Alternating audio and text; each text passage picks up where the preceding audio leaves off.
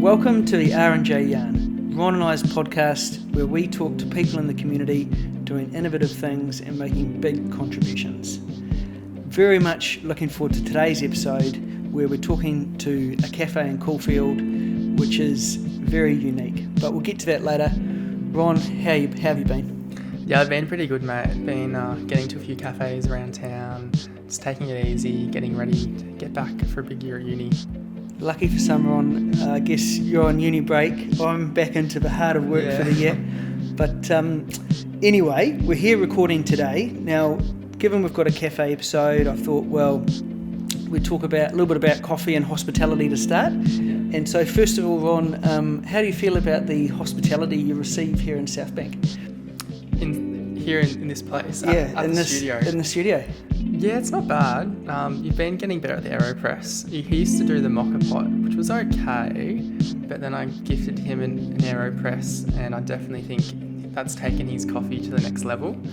And he gets great local blends around Melbourne. You're not bad, mate. You're getting there. Yeah, we'll get to the coffee, but what about we'll just talk about the food to start with. And there's been a variety of things put up. We've had the Turkish bread, which has gone down very well. Well, you've got the market down there, so you get access to really great local produce, and it's all very fresh. And the little dips. And what about the time? What about the time when we had the dips and you couldn't eat them? And there was some conjecture about that. Yeah, well, you got dips that aren't vegan, so I mean, what do you expect? I'm not going to just make an exception for you. Anyway, today we've got some pistachios, which are a particular favourite of Ron's, which have been going down well. So yeah, that's been good. So yeah, I think the food's been good that's been put on here. Yeah, it's been not too bad. Okay. Something to work on maybe. Right, well, today, just before we get into our episode, we're going to do something a bit special because we do go to a cafe and we do have a nice cup of coffee there, but Ron, of course, knows a bit about coffee, bit of a coffee aficionado, you might say. And so what I've produced here today is a coffee that was from Padre Coffee. I'll give you a bit of a clue. From South Melbourne Market, and this was made with AeroPress. Now there's no milk in this coffee, and what Ron has to do, it's a bit of a blind tasting.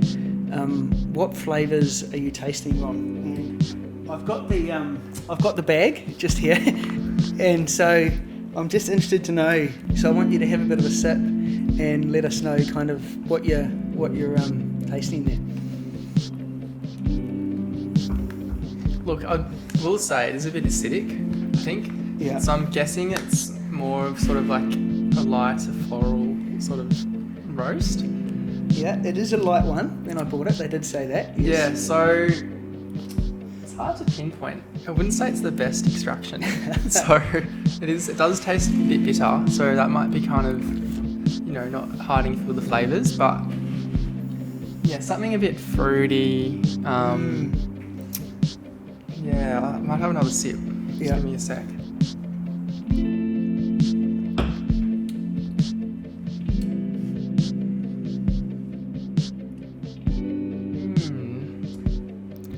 Maybe Jasmine? Jasmine. Wow. I don't know. I'm not sure. I probably completely stuffed that up. It's probably like...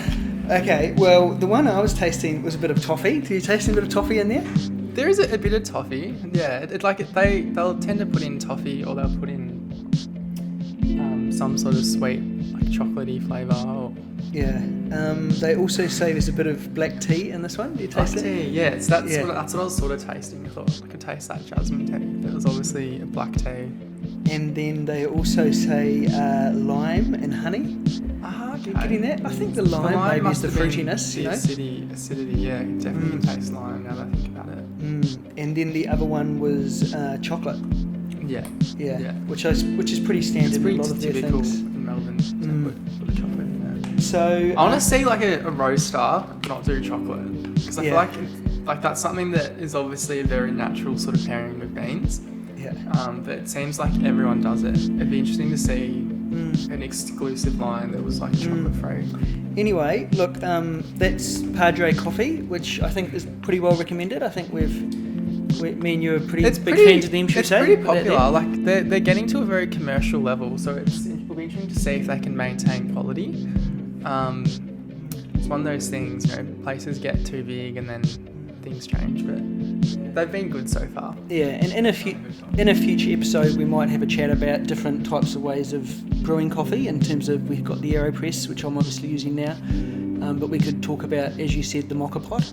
Yeah, well, I'm hoping that potentially next season we can even get out to a roaster and we can, you know, look at where beans come from, and then obviously different ways of extracting them through different brewing techniques. Which would be good fun. Yeah, I'd be up for that. So yeah, okay, well done, Ron. Look, I mean, you probably, you know, you've got 50%, good 50% there.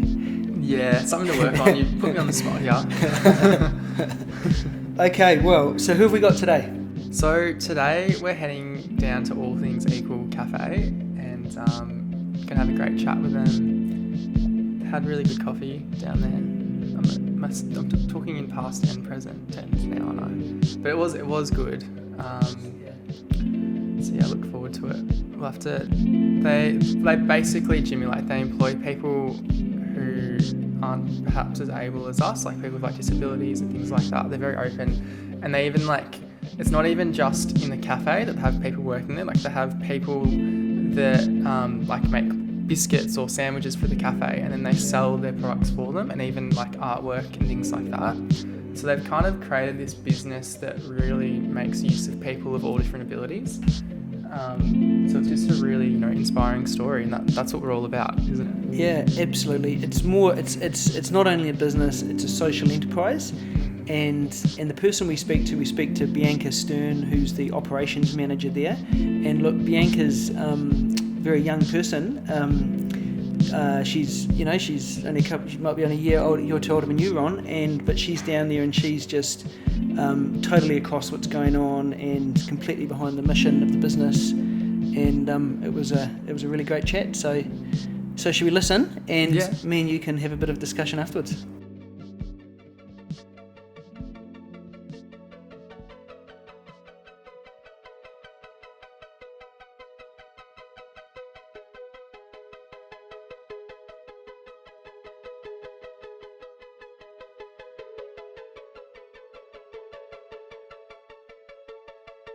Welcome to the R&J Yarn.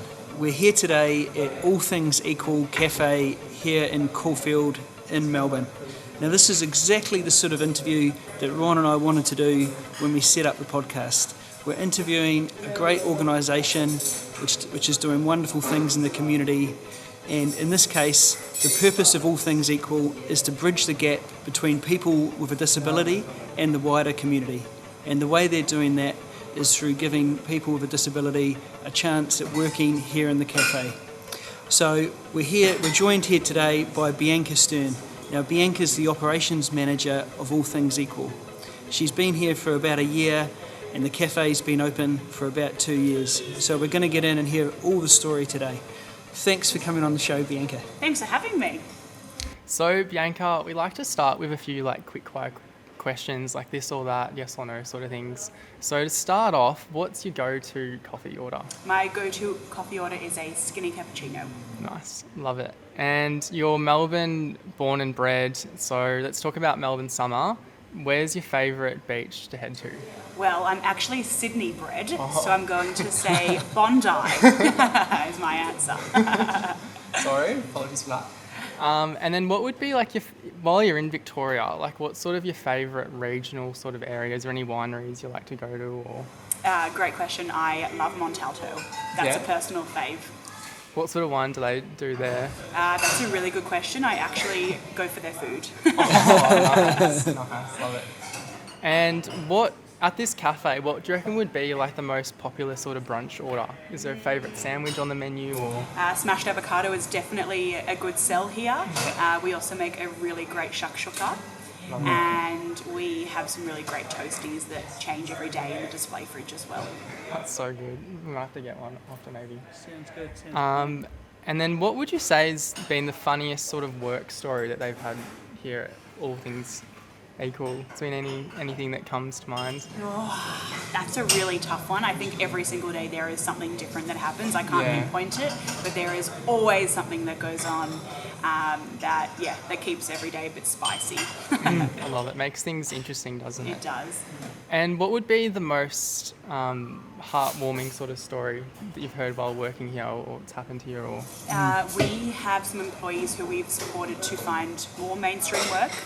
One in particular has just gotten a job at Coles and another one in a local school canteen. And for us, I think that's the biggest thing that we do here. We want to help people to access the community more and to be upskilled enough that they can be provided with other opportunities. So for me, I think that's probably the most heartwarming thing that we have been able to do. you guys are just incredible with what you're doing. Like I love that you're providing something that doesn't get thought about enough and isn't spoken about enough. Like we spoke to Paula last week, and she was saying in a business, your customers should reflect your work staff. So like we have customers of all different abilities, and so it should be the same in different workplace environments, I think. Yeah, absolutely. There's definitely we see customers coming in who are able-bodied and also customers who come in who have a disability, who come with their support workers or their family, and this is their safe place that they like to go to for their food, and they know that they're going to be treated nicely and get that delicious milkshake that they want or whatever it might be. So we definitely, I'd say that it should be happening in every workplace, but we're trying to, I guess, prove that. Okay, now, so the cafe started with a parent. It was, I'm going to say, Jonathan Wienig. That's right. And he was concerned about his daughter's career path after she left school. His daughter was 20 years old at the time and had autism and was finding it very difficult to find a job. And what Jonathan did is he saw there were other people in his daughter's situation, and he saw the need, set up a charity, and actually started this cafe to employ people with disabilities and give them a career start. So that's my understanding. Can you just tell us a little bit more about that story, Bianca, and how All Things Equal came into me? Yeah, so hit the nail on the head. Tully, who is one of our staff members that works in the back, she's one of our kitchen hands. Tully is an absolutely fantastic cook. Like you said, there weren't really many opportunities out there, so Jonathan and a group of other fantastic board members started up All Things Equal. We got not-for-profit status, DGR status, and now we're considered a charity. And I think the most fascinating part about what happened when we first started, we've actually only been around for just over a year now, so the idea came about probably around 2 years ago, but we're still very fresh, still in the startup phase, and we had a waiting list from the moment that we opened our doors for people with a disability who are wanting to work with us, and whether it's that they want to get a job in hospitality or just there aren't many other opportunities in their field of interest. So we've currently got a waiting list of about 50 people who are wanting to work with us that we unfortunately aren't able to employ right now because we're at full capacity. But from the moment that we opened our doors, that wait list just grew and grew and grew, and it just shows the need for what's going on. And I think something that is quite big about what we do is that we pay every single person here award wage, which you also wouldn't be finding in many cafes, or someone's just getting a bit of work experience here and there, but not something that's actually a paid role that you get specific shifts a week, and that that's your specific day that you're working in real purposeful, meaningful tasks in that shift. And so you say there's like quite a big wait list. There's obviously, a huge demand for a service like this in our society. Like, what sort of things do you think like other cafes could be doing to try and fill that gap that we have? Yeah, I think it's a really good point. One thing that we are trying to fundraise for at the moment is to fundraise for a ramp. Because we want to be an environment that is accessible to any person. Doesn't matter if someone's in a wheelchair, if someone has a pram, whatever it might be. We want I want to see every workplace be more accessible and be more inclusive, and small things like that can help.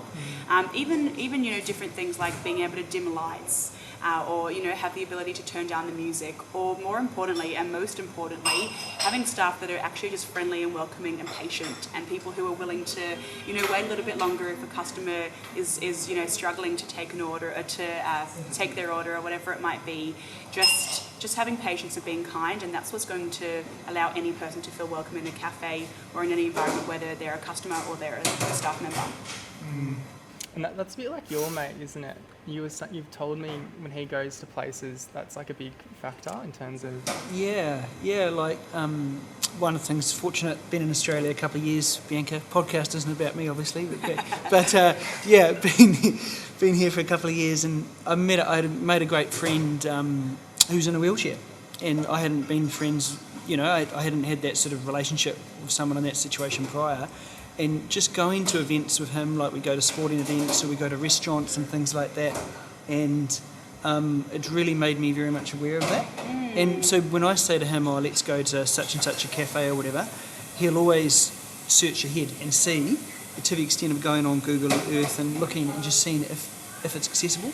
Totally. And it just opened my eyes, to be honest. There's so much more to it, and there's so much planning that's involved. I think that we do think of an accessible place like a cafe, and we only think about a ramp. But there's a lot more to it. Like for our staff, we have options of two different types of aprons. One is sort of the standard apron, one is a Japanese style apron. It actually allows our staff that might have some challenges with their hands to put on an apron a little bit more, in a way that will work for them. Other accommodations that we make are things like, having different heighted tables depending on the height of the person.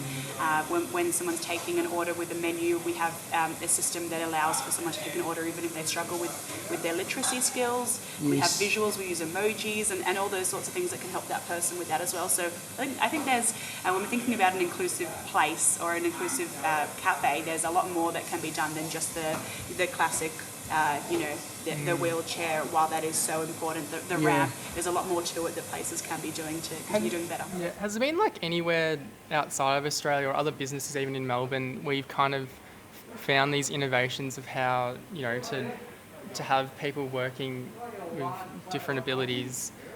Like, where do you get like the ideas for the menus and things like that when they take orders? It's a great question. I think just in terms of coming up with our menu, our chefs, we sort of have a bit of a plan that we want all our food to have a bit of personality and to bring a lot of excitement and happiness, which is sort of essentially what we do here with every aspect of what goes on here.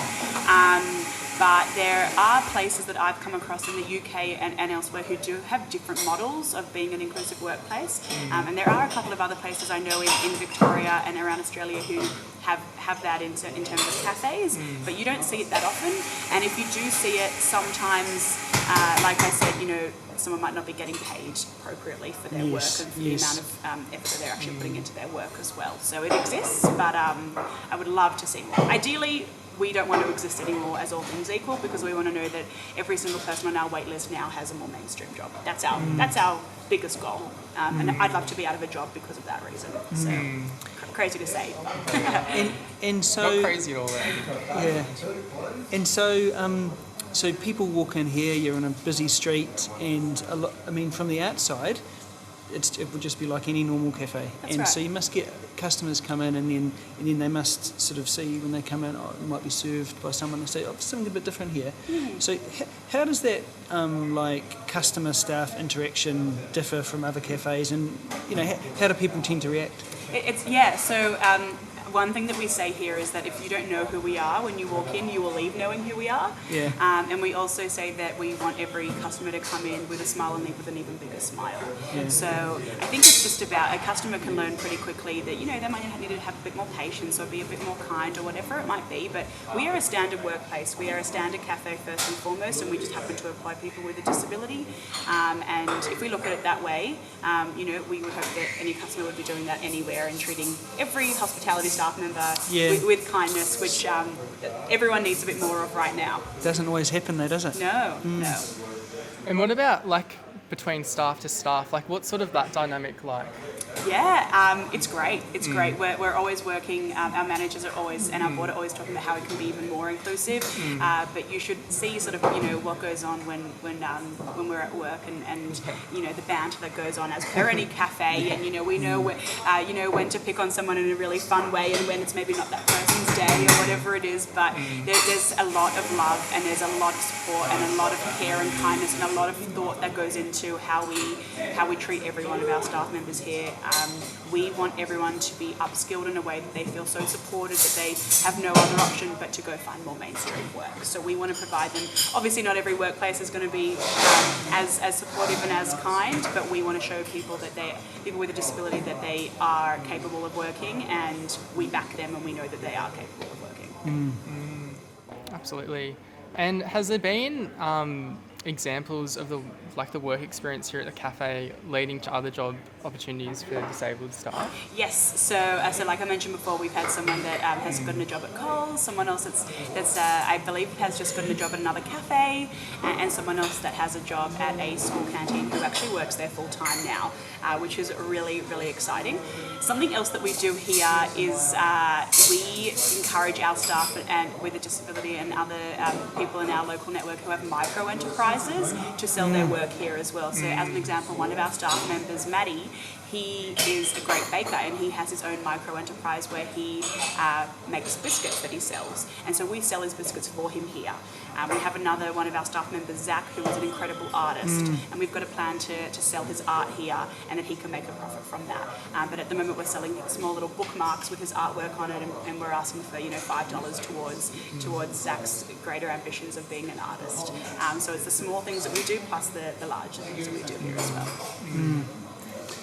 And do you find, so just from a personal perspective, you come into work, and I know from my work, you tend to, it can be an office life, can sort of be quite, kind of monocultural, and so everyone's coming in and they've got to talk about the weather and things like that.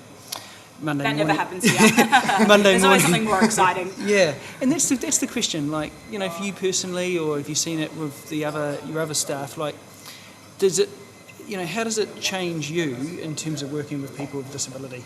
So I personally have a background in working with people with a disability and in the not-for-profit space. So I've come into this actually having no idea about hospitality, which is really interesting. But it's proven to me more than anything that people with a disability are capable. And, talking about Dylan Alcott being Australian of the Year, and in his incredible speech, he spoke about how there's, I think it was 54% of people with a disability are unemployed. And that's not because they want to be. No. They are capable, and they are absolutely able to work. And they, more often than not, actually have a better work ethic than someone like myself, because there will not be sick days. And, our staff members with a disability want to work harder and want to improve and want to challenge themselves. So I've seen that, and it's given me, given me the confidence to be more of an advocate in this space, and essentially for us to lead by example and be the guinea pigs and show other workplaces that we're a cafe, but you're a law firm, and you can be also a more inclusive workplace, or at your local pharmacy you can be you might say hi to someone that you wouldn't usually say hi to, or whatever it might be. And so then what can be done, do you think, to with people who have a disability, what can we sort of do to help them find employment, like your friend or someone that we know? I think it's just about giving someone a chance. Yeah. If someone's got an interest in something in particular, if we're going to use a cafe as an example, if you own a cafe and you've got a local community member who has a disability and has a keen interest in being a barista, why not allow them to come in for 1 hour a week or whatever it is and just learn and upskill themselves and build on their resume?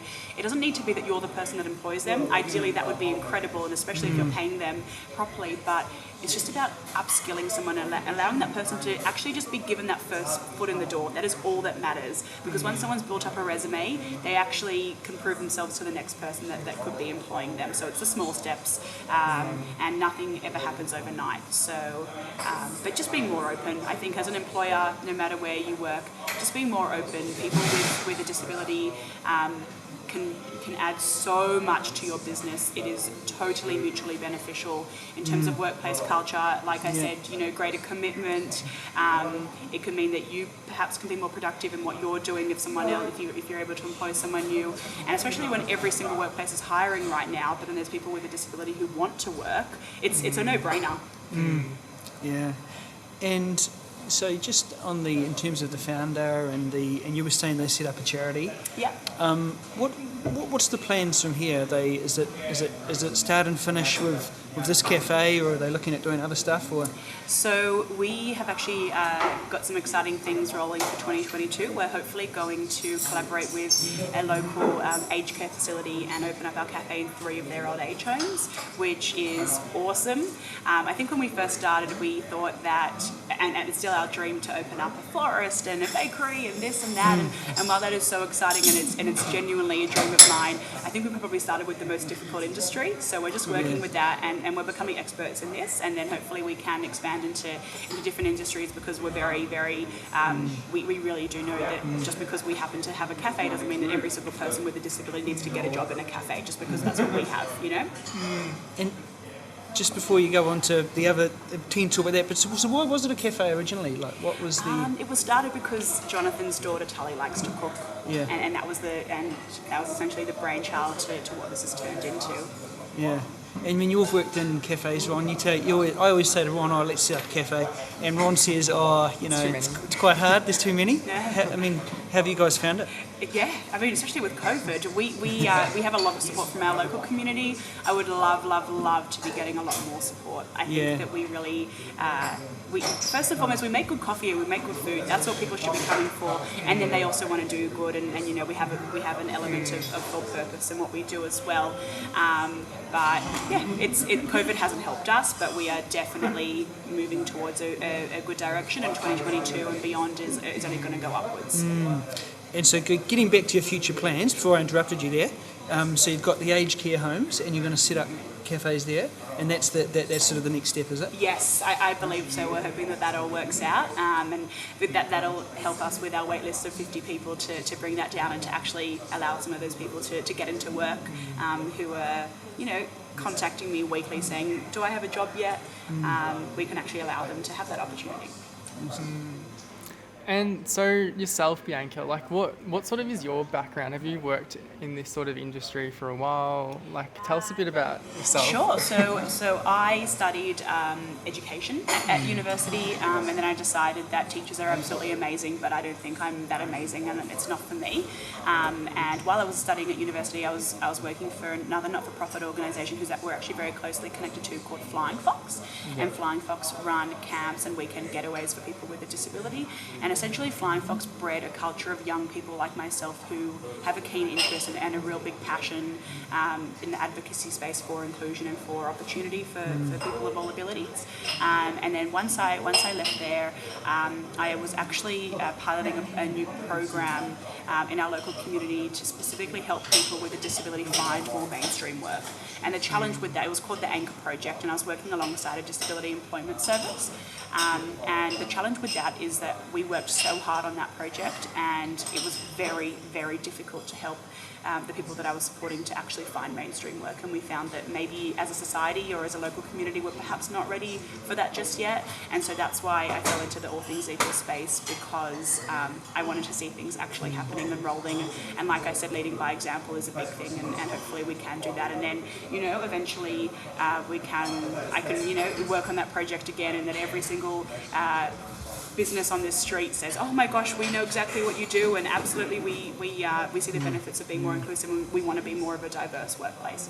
It's interesting, isn't it? Like, I don't know, talking to you, Ron, about what you want to do with your career, and then listening to yourself. It's like, I think people who are coming out of university, like nowadays, in their early 20s these days, definitely, this idea of doing something more than just a career. It seems quite more prevalent than perhaps it was in the past. I definitely think so. Yeah, like there's a lot of great companies you can go and work for, but they're kind of not, doing all these extra things and thinking more broadly in terms of who their staff are. And I just think there's kind of a gap with that, isn't there? And it's hopefully we kind of move in a direction where all like the big companies, like they're thinking more about these social impact issues, and it's not just this, like it's sustainability issues, all sorts of things. And I think we're kind of heading that way, but yeah, I think more needs to be done. I think more needs to be done, but I also think if we're speaking specifically about the disability space and the implementation of the NDIS, that has helped so much. I mean, I'm also a support worker, I forgot to mention, and that gives me, I absolutely adore my job at all things equal, but support work adds that additional element that just makes me absolutely love every single thing that I do. Working one-on-one with someone and really seeing the challenges, but also the really incredible things that person faces every day, and you supporting them to do that.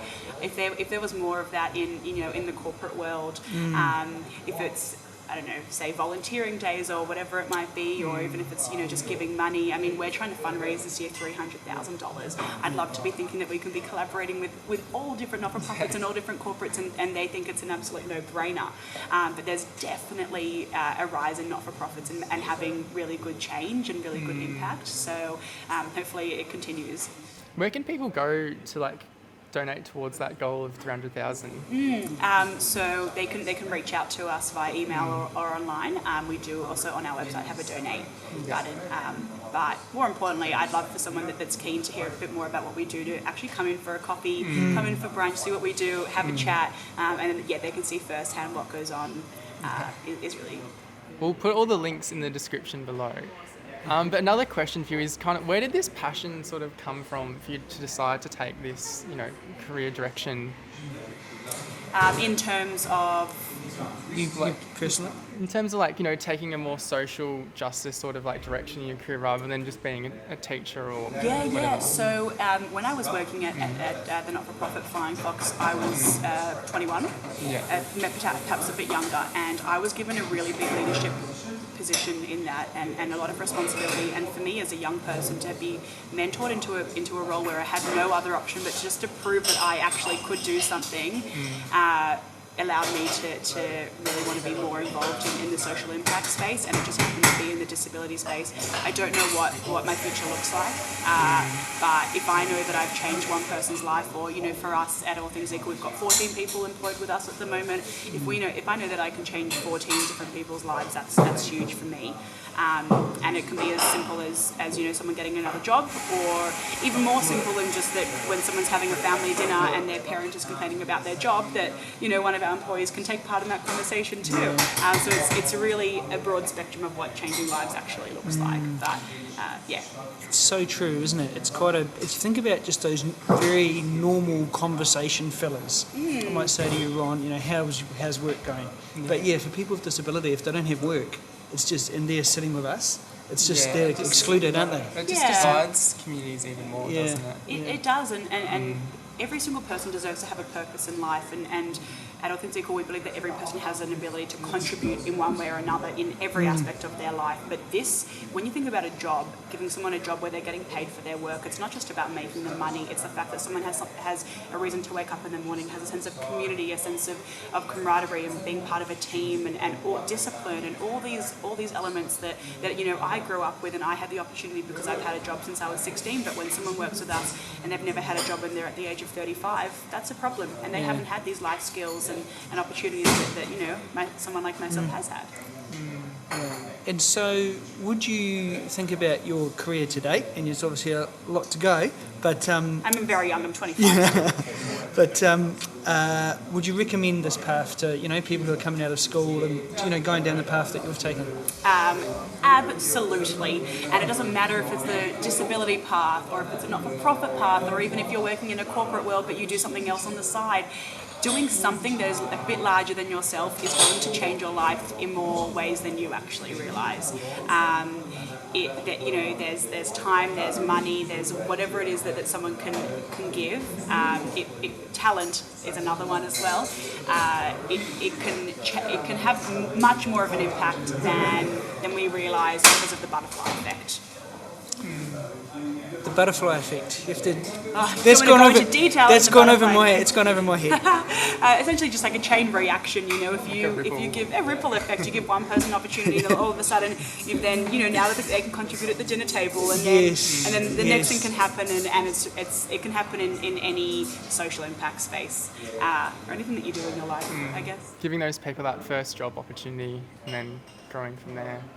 And so, Bianca, you've worked for a few charity organisations now. Is there any others that you want to shout out that you think people should be looking at? Yeah, so like I mentioned, Flying Fox does an unbelievable job of just creating fun opportunities for people with disability and social opportunities. Another organisation that I really love is an organisation called Access, and they provide a bit more of the training side of preparing someone for work. They're fantastic also. They're based in Caulfield.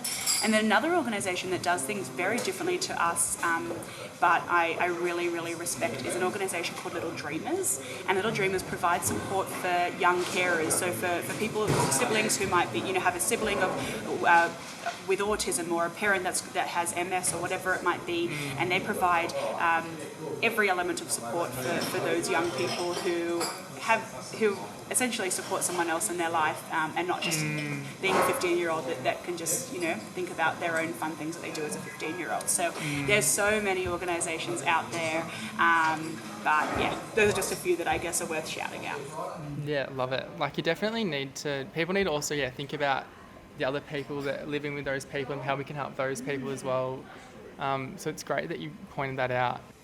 Okay, Bianca, so if you're sort of like a business owner out there, or maybe you might be in a corporate, or you might own your own business, and you think, well, I could be a supplier to you guys, or I could do a collaboration, or we could do a partnership in terms of donations, but also trying to get volunteer hours and stuff like that. What's sort of the opportunities? Endless opportunities. We're always looking for volunteers in any way, shape or form. We're always looking for some incredible people, perhaps in the construction industry, who want to volunteer their time and bring some people together to build up a ramp. Being suppliers for perhaps our new menu. There's a whole bunch of different ways that someone can get involved with us and help us out. And would be the best thing for them just to pop in and chat to one of the staff and let them know that, or email you, or pop in, definitely send an email, reach out to us on Instagram. We're on every social media platform, so you literally can't miss us. LinkedIn, anything. And so, thank you so much. Thanks so much for having me. And maybe just before we go, just tell us, where are you? What's your opening hours? Yes. Yeah. We are on Carlisle Street in Balaclava, just down from Caulfield. We are a fluorescent yellow cafe when you drive past, so you literally cannot miss us. And if you miss that, you'll see some big signs that say equal, so you can't miss that either. We're at 263 to 265 Carlisle Street, and during the week we're open 7:30 until 3 p.m, and weekends 8 a.m. until 3 p.m. Would love to see everyone. And we also have an event space. We've got an ice cream cart that we can hire out. There's a lot of things that we can do, and the most exciting part, I guess, is that we're just getting started. Well, what we're going to have, Ron and I are planning like a end of season or start of new season function where we get all our guests back in. Nice. And we get some VIPs, etc. So this would be a great location for that. I look forward to it. Amazing. But thanks so much. Thanks so much for your time. Thank you. Thanks so much for the opportunity.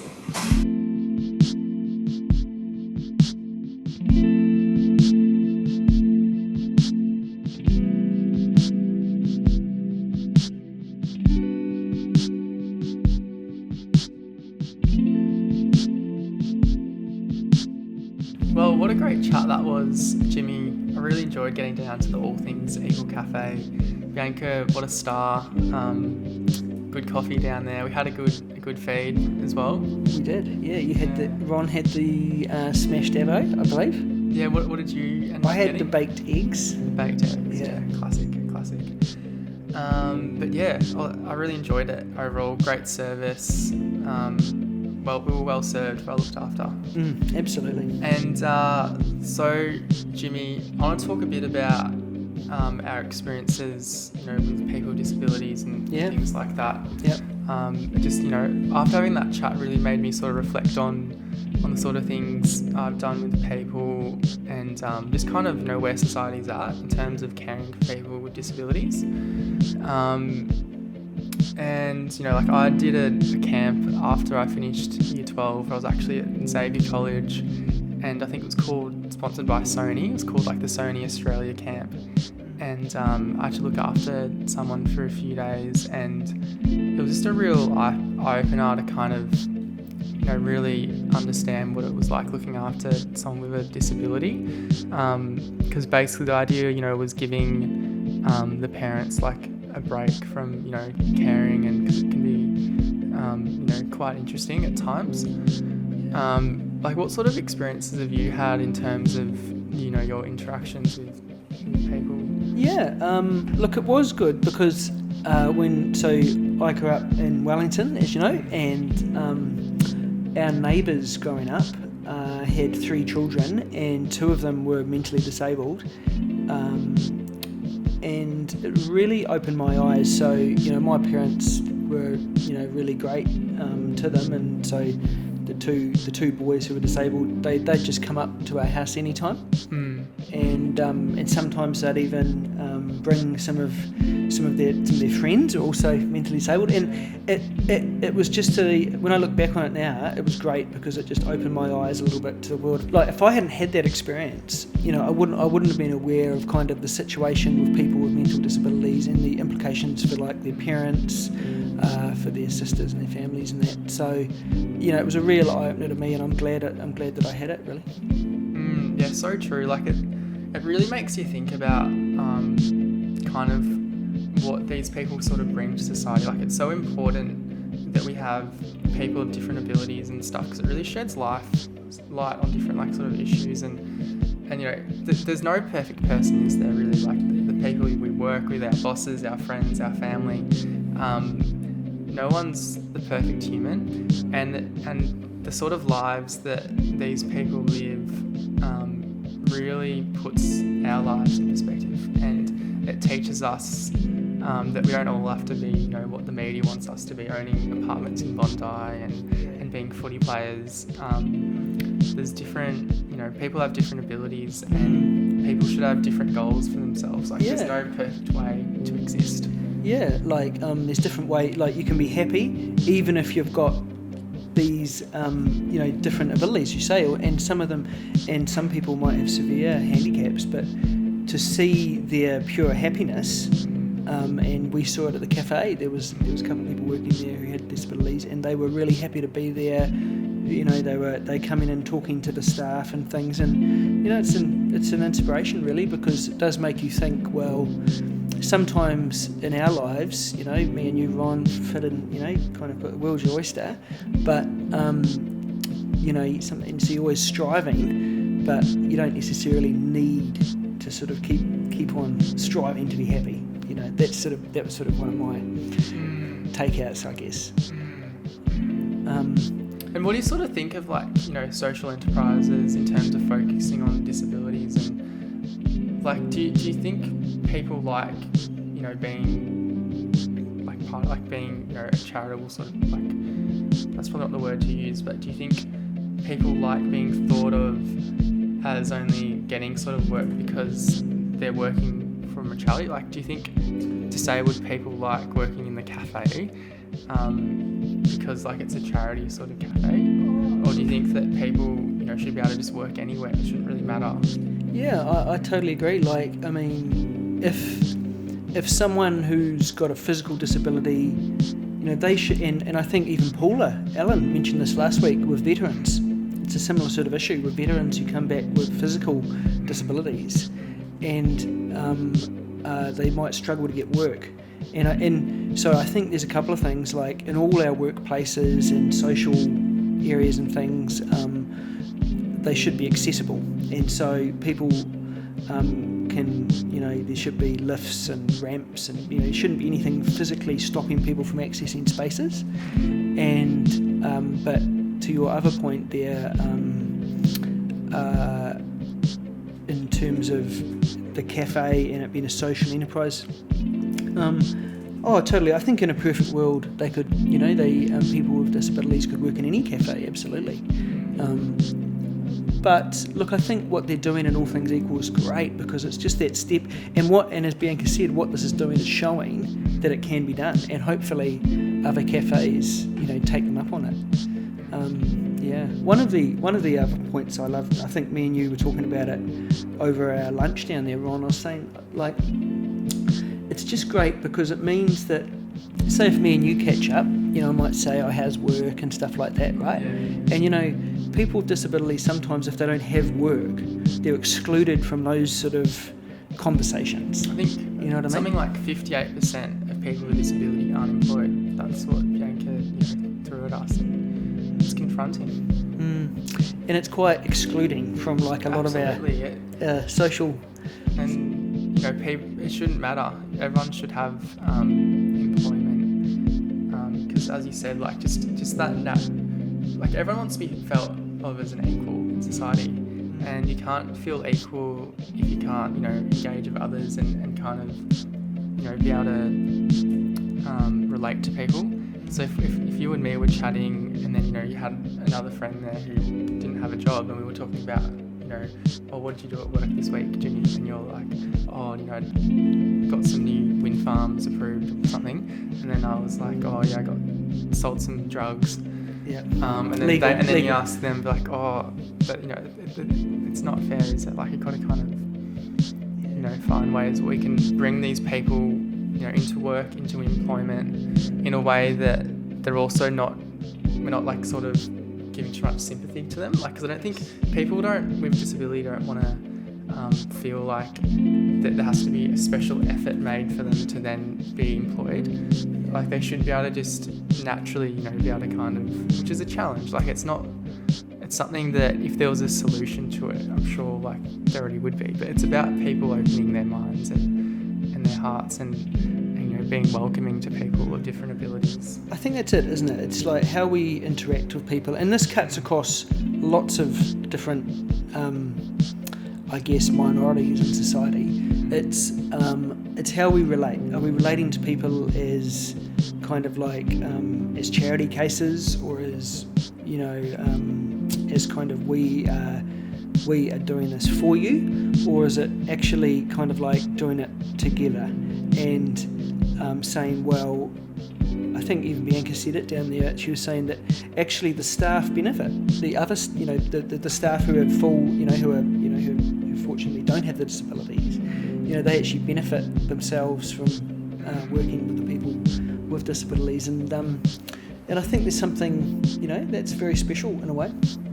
Because I think working with these sort of people and all that, like, it kind of, like in the pharmacy, we get a lot of customers and who have disabilities and things like that, and when you help these people, like, you just feel so good, like, it's so rewarding.